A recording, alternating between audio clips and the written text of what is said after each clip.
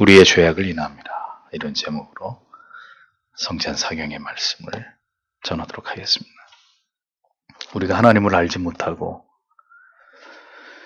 불신자로 살아갈 때, 그리고 교회를 다니기는 했지만 전혀 복음에 관해서 올바로 알지 못하고 하나님에 대해서 피상적인 지식만을 가지고 있었을 때, 예수 그리스도의 십자가를 인격적으로 깊이 경험하기 전까지 우리가 그렇게 살아가는 삶이 얼마나 두려운 것인지를 알지 못했습니다. 구원받은 신자가 된 이후에도 우리는 하나님의 뜻을 따라 순종하면서 살지 못하고 죄악으로 인해 날마다 넘어지는 우리의 모순되고 이율배반적인 모습을 속수무책으로 바라보며 살아갈 때가 적지 않았습니다. 우리는 하나님의 형상을 따라 지음을 받은 존재임에도 불구하고 하나님과 불화한 채 살아가고 있는 것에 대해서 큰 불편함을 느끼지 못하고, 예수 그리스도께서 나의 구주 되심을 믿는다는 분명한 신앙의 고백이 있으면서도 죄의 지배에서 벗어나지 못하는 삶을 살아갈 때가 다반사입니다. 중요한 것은 그렇게 살아가는 신앙의 삶을 통해서는 결코 하나님과 친밀함과 화목됨의 특권을 맛보면서 살아갈 수 없다는 사실입니다. 신자에게 필요한 부단한 자기 자신에 대해서 가져야 될 질문은 이것입니다. 어떻게 하면 하나님과 화목하고 친밀한 관계 속에서 살아갈 수 있을까? 회심을 경험하고 구원받은 모든 성도들에게 끊이지 않아야 되는 자기 자신에 대한 질문은 바로 이것입니다. 하나님의 사람들은 그가 명백한 하나님의 자녀라면 그의 영혼이 하나님과 화목하지 못하고 친밀함을 잃어버리게 되었을 때 반드시 마음의 고통과 영혼의 불편함을 느끼게 되어 있습니다. 그런 가운데 있는 신자가 언제나 자신에게 입버릇처럼 대뇌는 말이 있죠. 무엇입니까? 이렇게 살아서는 안 되는데, 속히 정신을 차리고 내 영혼이 회복되어야 할 텐데, 이런 영혼의 불안과 마음의 가책을 종종 그가 느낄 수밖에 없게 되는 것입니다. 성경이 우리에게 분명하게 말씀하고 있는 것은 인생은 결코 인생의 문제를 스스로 해결할 수 없다는 것입니다. 어떤 결심과 의지로도 인간은 스스로 하나님을 찾아갈 수도 용서받을 길도 결코 만들어낼 수 없다는 것을 선언하고 있습니다. 예수 그리스도의 십자가의 대속은, 주께서 당하신 그 모든 순환은 이렇게 자기 힘으로 어찌할 수 없는 인간들을 위한 하나님께서 마련하신 구원의 위대한 방편이라는 것을 우리에게 깨닫게 합니다. 그러므로 우리가 예수 그리스도의 대속의 교리를 깊이 이해하지 않고는 결코 우리의 실존이 어떤 절망적인 상태였는지를 정확하게 깨닫고 여기에 대해서 눈을 뜰 수가 없는 것입니다. 그러니까 자기에 대한 인식은 모두 피상적인 것이 되고 말고 관념적인 것에 머무를 수밖에 없는 이런 한계에서 벗어나지 못하게 되는 것이죠. 인간의 타락 이후에 하나님께서는 즉각 인간의 구원에 대해서 예언하셨습니다. 그러나 그 예언이 메시아의 도래를 통해서 성취되기까지는 실로 긴 시간이 지나가야만 했습니다. 하나님께서는 그 궁극의 죄로부터의 구원이 이루어지기까지 인간들로 하여금 자신들이 범한 죄에 대한 두려움과 경각심을 가지고 하나님의 구원의 때를 잊지 않도록 하기 위해서 제사 제도를 만드셨고 그것을 엄격하게 지키도록 하셨습니다. 구약의 제사 제도는 장차 이루어지게 될 예수 그리스도를 통한 완전한 대속의 예표가 되는 것으로 그리스도의 궁극의 속죄를 이해하고 깨닫고 바라고 소망하게 하신 하나님의 중요한 섭리의 방편이었던 것입니다. 그리스도께서 이 땅에 왜 오셨고 무엇을 행하셨으며 그리스도의 죽으심을 통해 우리가 어떤 유익을 얻게 되는지를 인식할 수 있는 지식에 근접하게 만드신 하나님의 배려가 구약의 제사 제도였다는 것입니다. 이스라엘 백성들은 자신의 죄를 대신해서 죽어가는 짐승들을 바라보면서 죄에 대한 두려움과 그리고 대속의 은혜에 대해서 깊이 묵상하고 그것을 깨달아 가게 되었습니다. 그들은 자신의 죄를 대신해서 그 죄가 전가되어서 짐승의 목이 잘리어지고 각이 떠지고 내장과 기름들이 적출되는 그 피비린내 나는 현장을 지켜보면서 죄가 얼마나 무서운 하나님의 진노와 심판을 불러오는지를 배워가야 했습니다. 그리고 죄는 분명히 자신들이 지었지만 그 죄값을 자신들을 대신해서 지불하고 죽어가는 짐승들의 그 처참한 모습을 바라보면서 대속의 은혜라는 것이 무엇인지를 희미하게 인식하게 되었던 것입니다. 자신들의 죄를 대신해서 죽어가는 짐승들의 수많은 죽음을 바라보면서 이스라엘 백성들이 분명하게 깨달아야만 했던 것은 메시아가 오셔서 자신들의 죄를 해결해 주셔야만 자기들의 죄의 궁극의 문제가 영원히 단번에 해결될 수 있다는 이 진리였습니다. 목이 잘리고 살점이 분리되고 그렇게 짐승들이 해체되는 모습을 통해서 그리고 불에 태워지는 이런 과정을 통해서 인간이 하나님께 범한 죄가 절대로 가벼운 것이 아니라는 것을 그들은 뼈저리게 그것을 깨달아야만 했던 것입니다. 만약에 이 시대에도 종종 그와 같은 제사가 재현되게 하시는 것이 하나님의 뜻이었다면 아마도 우리가 우리의 지은 죄에 대한 느낌이 분명히 다르게 와 닿을 수 있을 것입니다. 구약의 제사 제도가 존재했던 때와 달리 그렇다면 오늘의 우리는 어떻게 우리의 무뎌질 수 있는 죄에 대한 두려움과 경각심을 되살리고 그것을 유지할 수 있을지에 대해서 우리는 고민해 볼 필요가 분명히 있을 것입니다. 그 방편이 무엇이겠습니까? 뒤에서 더 자세히 설명하겠습니다만 그리스도께서 나의 죄로 인해서 당하신 그 순환과 그 고통의 현장을 그 갈보리 피 언덕의 십자가를 신자는 종종 깊이 묵상해야 되는 것입니다. 예수 그리스도의 그 순환 당하심의 현장으로 그 갈보리 언덕으로 신자는 자주 올라가서 나의 죄를 위해서 그 저주의 나무 위에 달려 계신 그분의 핏기 없는 얼굴을 대면하는 일들이 신자의 삶 속에서 지속적으로 있어야 한다는 것입니다. 주께서는 고난당하시는 하나님의 어린 양으로 이 땅에 오셨습니다. 그분께서는 이 땅에 머물다 떠나셔야 될 시기를 아셨고 그가 무엇을 이루셔야 할지를 아셨기 때문에 이 세상에서 사시는 동안 전혀 어떤 유쾌한 즐거움이나 육신적인 쾌락을 도모하는 일에는 아무런 관심을 두지 않으셨습니다. 속죄의 희생 제물로 하나님께 드려져야 될 자신의 삶의 그 비장한 최후를 아셨기 때문에 주께서는 언제나 진중하고 진지하며 중량감 있는 삶을 살아가셨습니다. 자신의 생애는 그렇게 죄인들을 위해 모든 것을 다 내어줌으로 마침표를 찍게 될 삶이라는 것을 주께서는 분명히 알고 계셨기 때문입니다.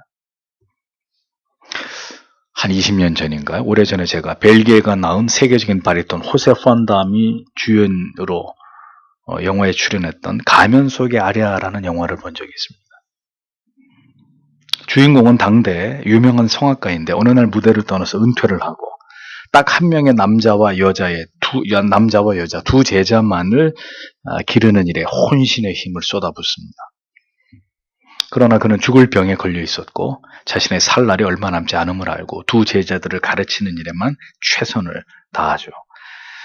그는 그렇게 자신의 최후가 다가옴을 알았기 때문에 단 한 번도 제자들을 향해서 웃음을 짓거나 농담조차 하지 않았습니다. 시종일관 과묵하고 차가운 얼굴로 모든 열정을 다해서 자기가 가지고 있는 모든 음악적인 지식을 총동원해서 혹독하게 발성과 노래를 가르치면서 마침내 그들을 최고의 기량을 가진 성악가들로 키워냅니다.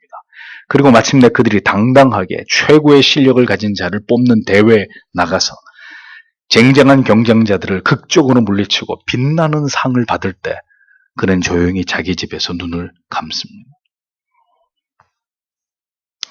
주께서는 아버지의 위대하신 구속의 역사를 이루시기 위해서 이 땅에 오셨습니다. 성경에는 어디에도 그래서 예수께서 호탕하게 웃으시면서 제자들과 가벼운 농담을 주고받는 이런 장면이 어디에도 기록되어 있지 않습니다. 그리스도의 인성을 이러한 인간적인 부분을 통해서 성경이 그걸 부각시키고자 했다면 얼마든지 그런 가벼운 메시아의 모습을 그분의 그런 언행을 기록했을 법한데 성경은 전혀 그런 각도에서 그리스도의 인성을 조명하지 않고 있습니다. 그분은 세상의 환영과 감사가 아닌 멸시와 천대와 그리고 죽음보다 더 극심한 고통이 자신을 기다리고 있음을 언제나 생각하셨습니다. 그럼에도 주께서는 결코 죄인들을 원망하거나 인간들에게 실망하시거나 상처를 받는 일이 없으셨습니다. 그렇게 자신을 위해서는 전혀 걱정하고 염려하고 괴로워할 그 어떤 단 하나의 이유도 가지고 계시지 않은 그 주께서 감당해야 했던 그 고귀한 오로지 그분에게 주어진 메시아의 사명 때문에 그렇게 때때로 그리스도께서는 마음의 심한 눌림과 괴로움과 고통을 당하셔야만 했던 것이죠. 그것이 성경의 그리스도의 인성에 드러난 부분입니다. 이사야 선지자는 그렇게 그리스도께서 당하셔야 됐던 모든 고통을 묘사하기를, 그러나 그는 우리의 반역들로 인해서 고통으로 몸부림치셔야 했고 우리의 불의들로 인하여 깨뜨려지셨도다. 이렇게 오늘 본문의 앞부분에 원문을 직역하면 이런 의미가 됩니다. 우리는 이 짧은 구절에서 드러나는 선명한 대조의 개념에 우리의 시선이 꽂힙니다. 그것은 처참하게 고통을 당하시는 그리스도의 처절한 모습과 그리고 그렇게 주께서 값비싼 대가를 지불하셔야 됐던 우리의 죄와 허물, 이 두 가지가 이 한 구절 속에 분명하게 드러납니다. 그럼 왜 성경은 이토록 극적으로 그리스도가 당하셔야 했던 순환을 묘사하고 있는 것이냐? 그것이 그렇게 우리를 모든 죄와 그 영원한 저주에서 우리를 구원하시는 하나님의 유일한 구원의 방법이었기 때문입니다. 그 외에는 어떤 다른 방법도 존재하지 않기 때문이라는 거죠. 우리가 왜 알미니안의 교리를 여러분 이단으로 정죄하고 그들이 주장하는 구원관을 단호하게 거부합니까?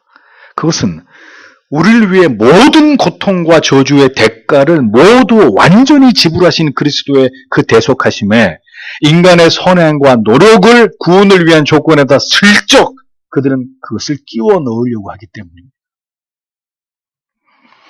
그렇게 나의 죄를 위해서 그가 자기를 버리셨고 고통에 몸부림치시면서 그 몸을 떨어야 했던 그 죄의 대가를 모두 주께서 그렇게 완전히 감당하셨는데 어찌 감히 추악한 인간 따위가 주께서 이루신 완전하신 그 구속에다 무엇인가를 더하려 할 수가 있다는 말입니까? 복음이 그렇게 우리에게 기쁘고 감격스러운 소식이 되기까지 그 이면에 우리를 위한 슬픔과 고통의 신음소리와 피비린내로 가득 찬 그리스도의 순환이 있었다는 것을 우리는 언제나 잊어서는 안 되는 것입니다. 대속의 완성은 아들을 그렇게 철저하게 버리실지언정 우리를 버리지 않으시고자 했던 하나님의 포기하지 않으시는 그 사랑으로 말미암아 이루어지는 것입니다.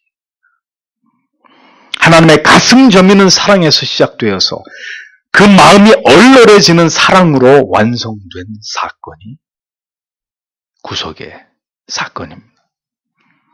우리가 이사야의 이 고백을 곱씹을 때마다 눈물 가득한 감사와 감격으로 하나님의 사랑을, 그리스도의 은혜를 찬양하지 않을 수 없는 그 이유가 바로 여기에 있는 것입니다. 이사야 선지자는 이 위대한 대속을 이루신 주체를 그라는 단수로 지목하고 있습니다. 대속의 순환을 모두 감당하신 분은 오직 메시아, 그분 한 분이셨다라는 뜻을 성경은 놓치지 않고 있는 거죠. 그 외에 누구도 그 대속의 불꽃 같은 사명에 동참하거나 거기에 동역한 이가 없었다는 사실을 성경은 우리에게 분명하게 말씀합니다. 이것은 하나님께서 세우신 모든 죄인들을 대속함에 있어 오직 단 한 사람만을 그 제물로 하나님께서 취하고자 하셨기 때문이라는 걸 보여주는 것이죠. 단 한 번의 대속을 이루심으로 그 공효의 영원성을 확보하시기 위해서 하나님께서 지목하신 제물은 하나님의 아들, 오직 그분 한 분뿐이었다는 것입니다. 무엇으로도 인간은 영원한 생명으로 나아갈 길을 얻지 못합니다. 그 누구도 어느 날 죽음으로 예고 없이 생애를 멈춰 세우시는 하나님의 그 심판의 손길을 거부할 수 없습니다. 오직 나의 구주 되신 예수 그리스도를 믿는 믿음과 고백을 가진 자만이 그분이 이루신 그 영원한 대속의 공로와 은혜 속에서 그것을 확신하면서 영생으로 들어갈 수 있을 뿐인 것이죠. 오직 그만이 이 모든 인생의 괴로움과 고통과 슬픔과 질고에서 벗어나서 참된 소망과 기쁨과 위로를 얻게 하실 유일한 우리의 신앙의 대상이 되신다는 것을 신자는 절대로 잊어서는 안 되는 것입니다. 오늘도 우리가 교회를 다니는 이유가 오직 그 때문인지를 생각해 보셔야 합니다. 어떤 가운데서 그분이 내게 베풀어 주신 그 사랑과 은혜로 인해서 믿음의 도에 복종하고 그 좁은 길을 걸어가는 삶을 내가 살아가고 있는 것인지를 자주 돌아보아야 되는 것입니다. 그분에게서 받은 잊을 길이 없는 사랑을 기억하면서 그 갚을 길이 없는 사랑에 보답하기 위한 삶을 살아가기 위해서라도 우리는 언제나 주의 은혜를 구하면서 진리 안에 거하기 위해서 뜻을 세우고 그렇게 몸부림치는 삶을 살아가는 자가 되기 위해 노력해야 되는 것이죠. 우리에게 영원한 그가 되시는 예수 그리스도께서 어떻게 대속을 감당하셨습니까? 그가 찔림은 우리의 허물을 인하며 그가 상함은 우리의 죄악을 인함이라고 했습니다. 허물은 원문의 반역이라는 의미로 쓰여졌습니다. 한글 성경에는 허물로 번역이 됐는데 원문에는 반역이라는 뜻입니다. 아담과 하와의 행위가 무엇입니까? 반역입니다. 그냥 열매를 따먹은 정도의 죄가 아니라 하나님과 같아지고자 한 명백한 하나님을 향한 반기를 든 반란이었습니다. 하나님의 명령에 대한, 하나님의 질서에 대한, 하나님의 권위에 대한 도전, 반역, 그것이 곧 죄라는 것이죠.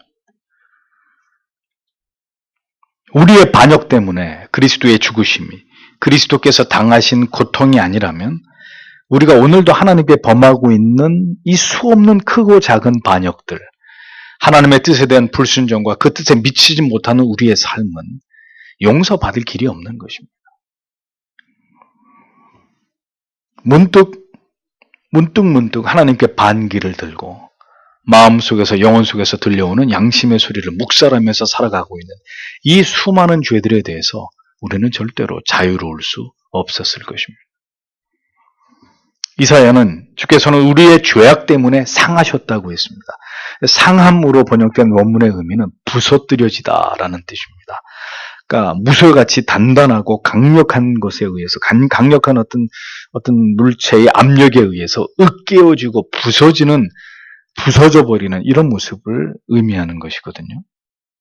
그리스도께서는 우리의 허물과 죄악으로 인해서 그의 육신이 쇠로 관통당하시고 그의 육신과 정신이 으깨어지셨다는 거죠.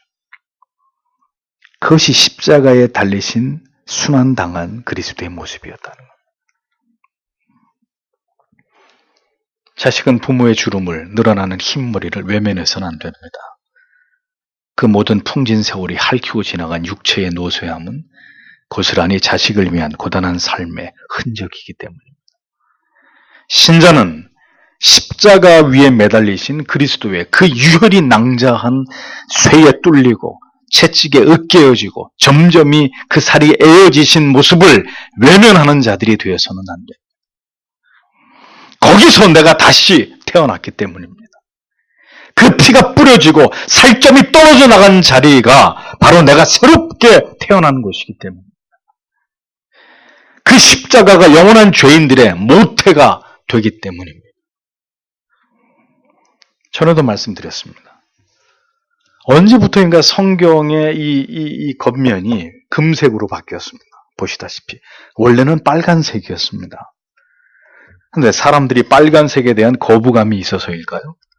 아니면 그 붉은색의 의미를 외면하고 싶어서일까요? 무척 아쉬운 부분입니다. 이게 왜 이렇게 금색이 됐는지.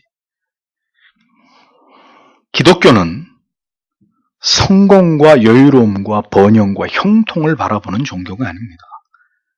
기독교는 핏부림의 희생과 자기 부인과 그리고 저주와 멸시의 십자가를 짊어지는 종교입니다. 그런데 언제부터인가 기독교는 교회는 부의 상징, 화려함의 대명사, 모든 현세의 형통과 출세와 성공이 보장된 대로처럼 세상에 그렇게 비춰졌습니다. 중세 타락한 가톨릭의 교황이나 또 사제들처럼 이제는 개신교의 목회자들이 몇 채의 집을 소유하고 부귀와 영화를 누리면서 외제차를 타는 성도들이 늘어나는 것이 교회의 자랑이 되어버린 그 코미디 같은 일들이 벌어지고 있단 말이에요. 도대체 우리는 무엇을 기대하는 것인지를 생각지 않을 수 없습니다. 교회에 와서 우리 영혼이 얻고자 하는 바가 도대체 무엇인지에 대해서 우리는 심각하게 생각해 볼 필요가 있습니다. 죄, 십자가, 지옥 이런 단어들은 다 집어치우고 행복, 형통, 번영, 축복, 사랑 이런 것들만 생각하고 싶다면 우리는 오늘도 우리의 죄 때문에 꿰뚫리고 으깨어진 그리스도를 외면하면서 살아가기를 원하는 그런 파렴치한 자들일 뿐일 것입니다. 처참하게 부서진 그리스도의 모습을 보면서 우리는 우리의 죄가 얼마나 큰 것인지를 잊지 말아야 합니다. 그리스도의 은혜가 얼마나 놀라운 것이고 죄인을 향한 하나님의 그 사랑이 얼마나 크고 죄에 대한 하나님의 그 이면의 그 불타는 진노가 얼마나 무서운 것인지를 마음에 새기고 또 새기는 그런 자들이 되어야 하는 것입니다. 여러분, 무엇으로 세상을 이길 것입니까?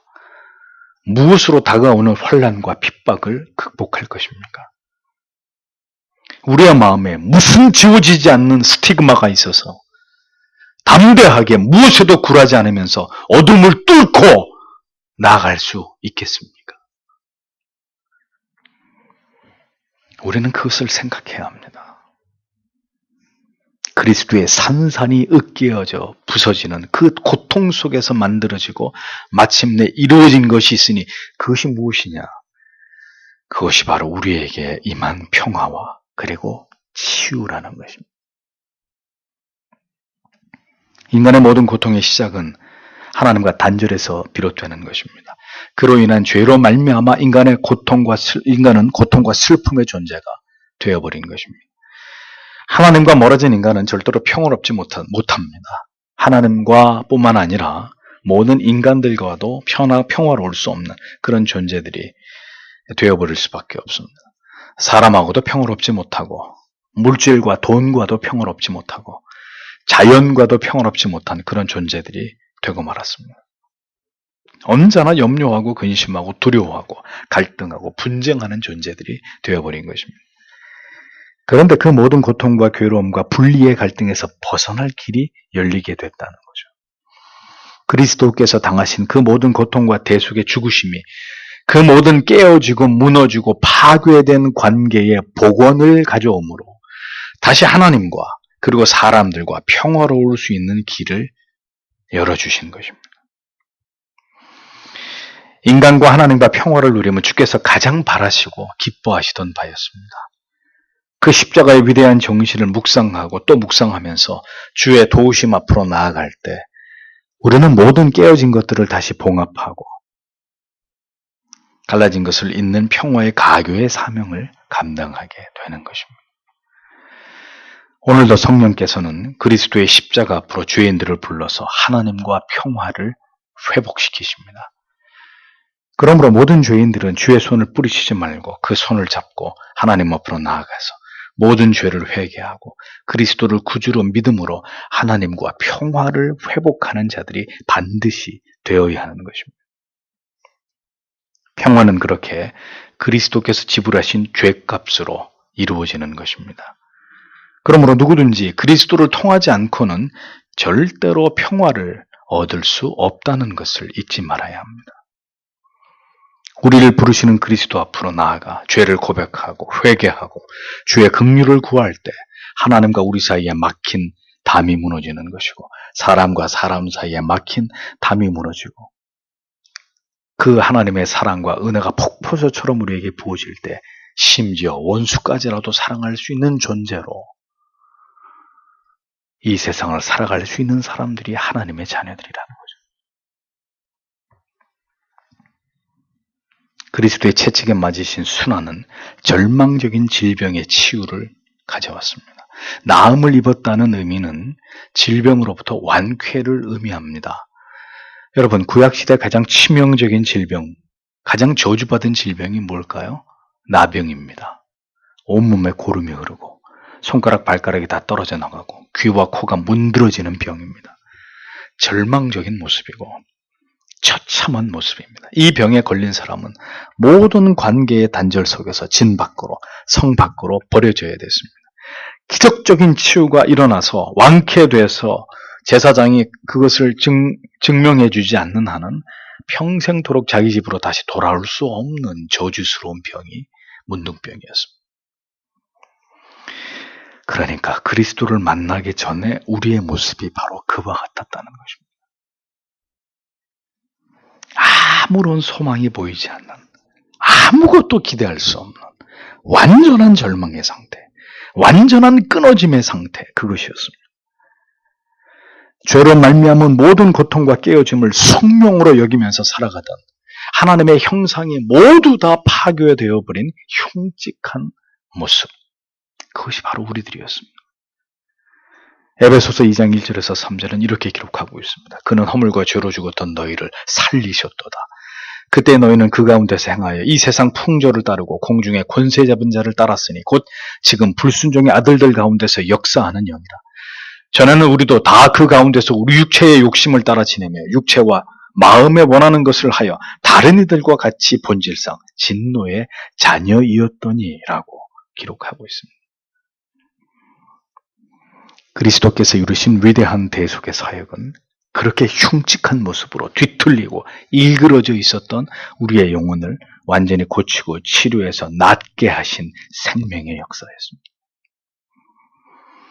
공생애 동안 보이신 그리스도의 그 수많은 육체의 치유는 바로 영원한 우리들의 영혼을 치료하시기 위해 이 땅에 오시는 그리스도의 대속의 사역을 예표한 것들이었습니다.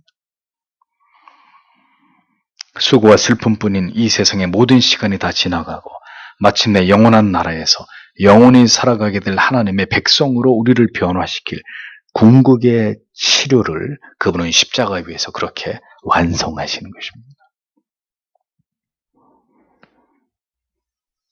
인간의 영혼과 정신과 마음과 감정과 의지는 다 병들어 있었습니다.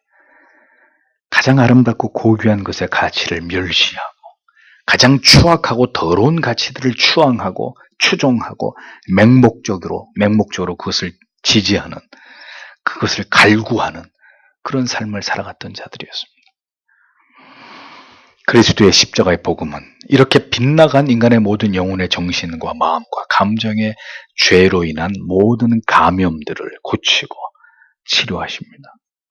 그리스도 밖에서 사랑하고 집착하던 모든 가치들을 포기하게 만들고 진정으로 사랑하고 존귀하게 여겨야 될 거룩하고 신령한 가치가 무엇인지를 발견하게 하고 그것을 깨닫게 함으로 그것을 향해 나아가도록 우리의 영혼을 고치고 치료하는 능력이 있습니다. 하나님의 진리의 말씀이 우리의 영혼에 퇴적될 때 그 사람의 영혼과 정신은 성경의 진리의 고귀하고 아름다운 가치를 지향하고 그것을 사모하게 되어 있습니다. 울창한 숲에 낙엽들이 다 떨어지는 가을이 되면 그 나뭇잎들이 떨어져서 어디론가 사라지는 것이 아니라 다 흙 속에 묻혀서 퇴적이 되죠.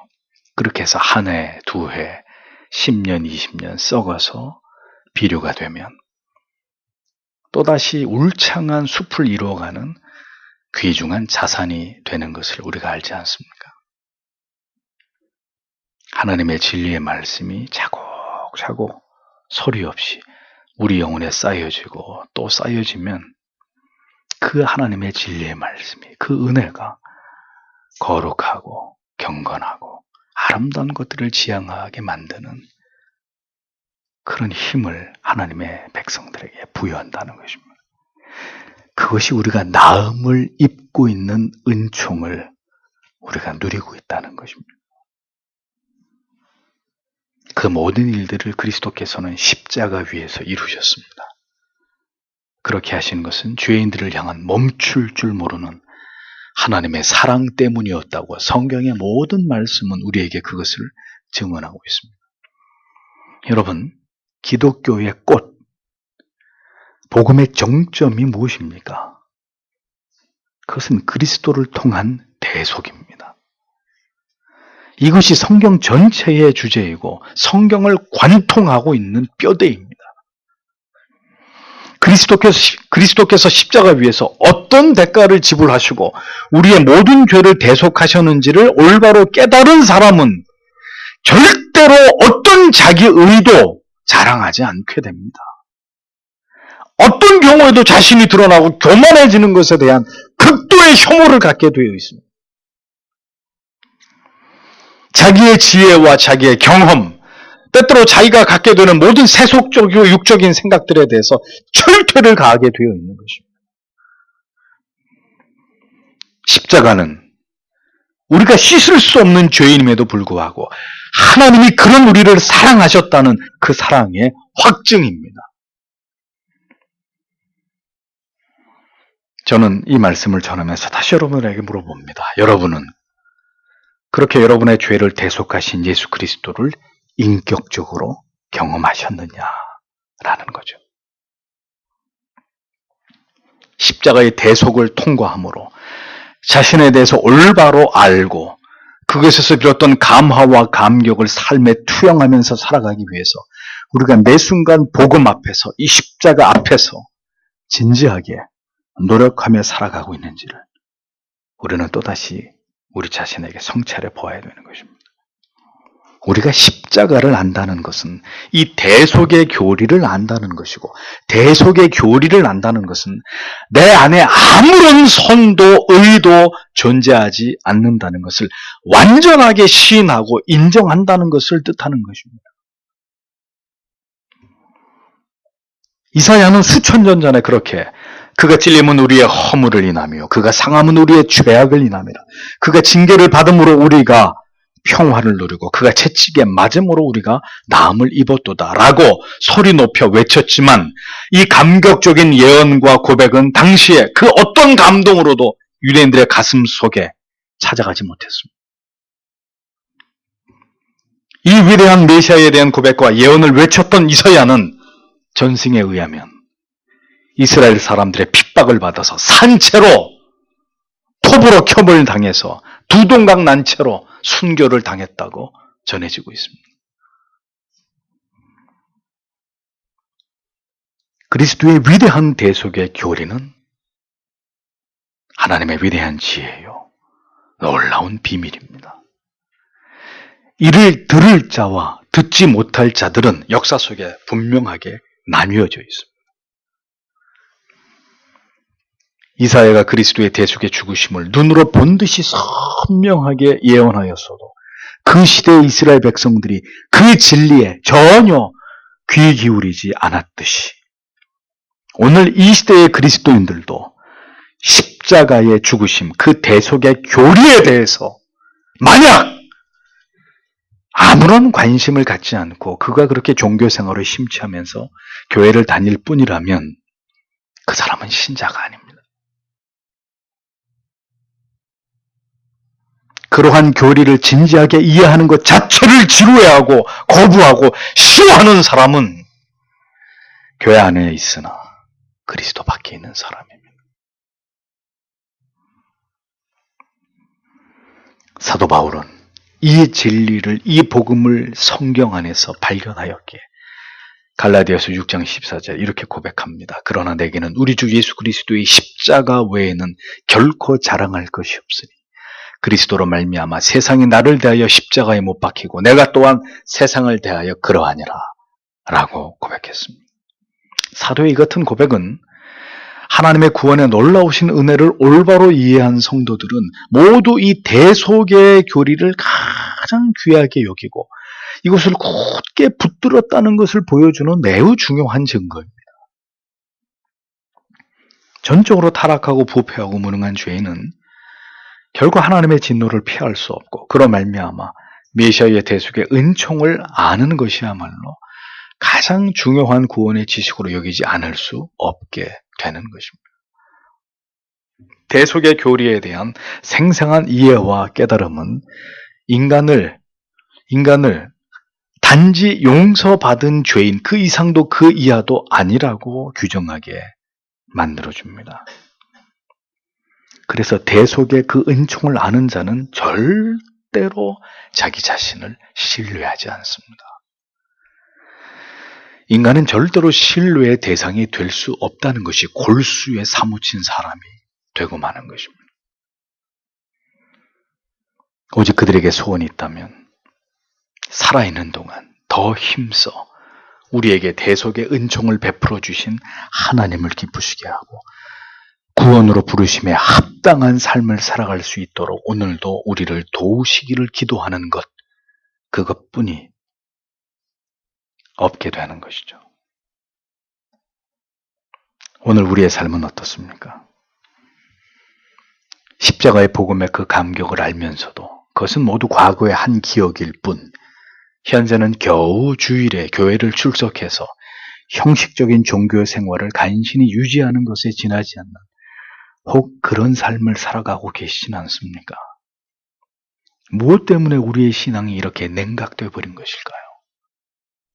왜 한때는 열렬하고 뜨거웠지만 자식 때문에 할 수 없이 헤어지지 못해서 같이 사는 부부처럼 하나님과 형식적인 관계만 겨우 유지하며 살아가고 있는, 왜 우리의 삶이, 우리의 신앙이 이 같은 모습을 보일 수밖에 없는 것인지를 우리는 생각해 봐야 합니다.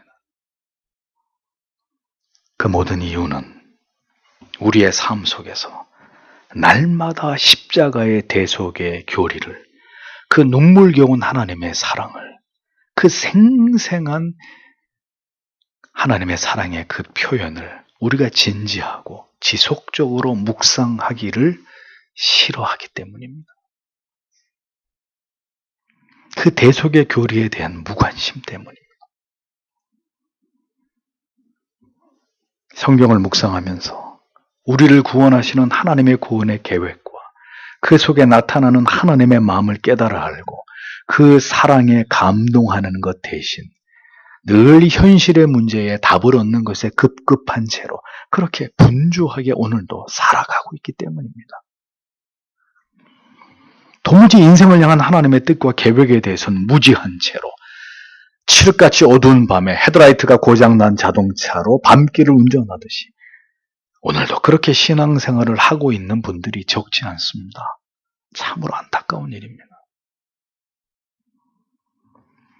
구원의 교리를 배우고 하나님의 경륜과 섭리에 눈을 뜸으로 그 시선으로, 그 관점으로 자기의 인생을 바라보는 능력을 가진 이들이 참으로 교회 안에 많지 않는 것을 봅니다. 모두가 진리에 대한 진지한 구도자의 자세가 신앙과 삶의 견고한 틀을 이루고 있지 않기 때문이라는 것이죠. 하나님께서 우리를 존귀하게 여기시는 이유는 우리가 대속의 은혜로 말미암아 구속함을 받은 하나님의 자녀들이기 때문입니다. 아들의 생명의 값으로 한 사람 한 사람을 사망해서 모두 건져낸 자들이기 때문입니다. 구원받은 자들이 이 감격을, 이 감사를 잊고 살아간다면 여러분, 그것이 얼마나 배은망덕한 삶인지를 생각해 보십시오. 대속의 은혜가 소멸된 자, 전기가 끊어져서 어둡고 추운 방 안처럼 신앙의 동력이 모두 끊어져 있는 그런 영혼입니다. 대속의 교리만이 우리의 영혼을 정신 차리게 하고 우리가 누구인지를 잊어버리지 않게 하는 영혼의 채찍이 되는 것입니다. 죽은 것과 같은 영혼의 냉기가 피어오르고 마른 장작처럼 척박한 실패한 것처럼 보이는 영혼의 상태에 그 모든 이유에는 이처럼 우리의 모든 죄를 대속해 주신 십자가의 그 사랑에 대한 감격을 다 잃어버린 냉담함이 우리 안에 자리 잡고 있기 때문이라는 것입니다. 그러므로 우리의 신앙의 불꽃이 다시 재점화되어서 어두운 밤하늘을 밝게 하는 활활 타오르는 불기둥처럼 되기 위해서는 먼저 십자가에 대한 감격과 그 대속하심의 은혜에 대한 감사로 성도의 영혼이 가득 채워지는 그 은혜가 우리 안에서 회복되어야 하는 것입니다. 복음은 그렇게 그 영혼이 십자가의 구속의 은혜로 살아있는 생명력을 지닌 사람들에 의해서 오늘도 세상으로 전파되고 되는 것입니다. 오늘 이 그리스도의 십자가의 위대한 능력을 가슴에 품은 자들이 이토록 교회 안에서 줄어들기 때문에 교회가 이 세상 속에 있으나 마나한 그런 존재가 되어버리는 것입니다.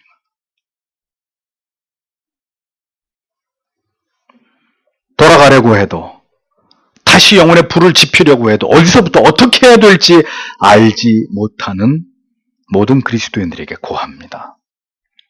그리스도께서 우리를 구원하시기 위해서 지불하신 모든 그 대속의 은혜를 묵상하고 또 묵상하고 또 묵상하십시오. 그가 찔림은 우리의 허물을 인하며 그가 상함은 우리의 죄악을 인함이라. 그가 징계를 받음으로 우리가 평화를 누리고 그가 채찍에 맞음으로 우리가 나음을 입었도다. 이 말씀 한 단어 한 단어가 내 영혼에 깊숙이 각인되기까지, 그래서 그 감격으로 인해서 눈물이 두 뺨을 하염없이 타고 흐를 때까지 이 대속의 진리를, 교리를 묵상하고 또 묵상하셔야 합니다. 오늘도 우리의 영혼을 살리는 은혜의 방편은 오직 하나님의 진리의 말씀뿐이고, 이 대속의 진리를 깨달은 하나님의 자녀들이 젖은 얼굴로 성찬의 테이블로 나올 때 우리 구주 예수 그리스도와 더불어 신비한 영적인 연합을 이루는 것을 통해서 형언할 수 없는 하나님의 은혜와 감격이 그의 영혼을 휘감는 신령한 축복을 경험하게 되는 것입니다. 주께서 그렇게 이 어둠의 시대를 살아가는 우리들에게 이 대속의 교리를 통해서 우리의 은혜와 감격을 회복시켜 주시고 우리의 영혼을 다시 깨워주시기를, 성도 여러분, 오늘도 간절히 하나님 앞에 기도하고 돌아가시기를 바랍니다. 기도하겠습니다.